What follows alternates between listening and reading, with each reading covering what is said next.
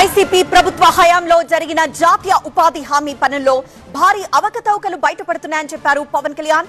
పెద్ద మొత్తంలో ప్రజాధనం వృధా అయిందని ఆరోపించారు ఆయన. ఆయా గ్రామాల్లో ఏం పనులు జరిగాయో కూడా చెప్పకుండా సర్పంచ్లతో సంతకాలు తీసుకున్నారని విమర్శించారు. నేను రివ్యూస్ చేస్తున్నప్పుడు చాలా తప్పులు జరిగినాయి. ఉదాహరణకి పైప్ లైన్లు వేశారు. నరేగా పనులు ఏం చేశారు?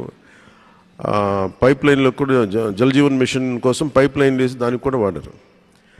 చివరికి చూస్తే పైప్ లైన్లు వేస్తున్నాయి కానీ వాటికి కనెక్టింగ్ సోర్స్ పాయింట్ లేదు, ఎక్కడికి ఇవ్వాలో తెలియదు. పైప్ లైన్లు అయితే వేస్తున్నాయి. అలాగే కొన్ని చోట్ల సర్పంచులు కూడా తెలియదు. సర్పంచులు ఏం చేశారు, నాయకులు ఏం చేశారంటే కొంతమంది ఆ ప్రభుత్వ నాయకులు మస్తర్ బుక్ పుస్తకం తీసుకొచ్చి మీరు దాంట్లో సంతకాలు పెట్టించుకొని ఒక 10 మంది 15 మంది చేత తహసీల్దార్ ఆఫీసులో వచ్చేవాళ్ళు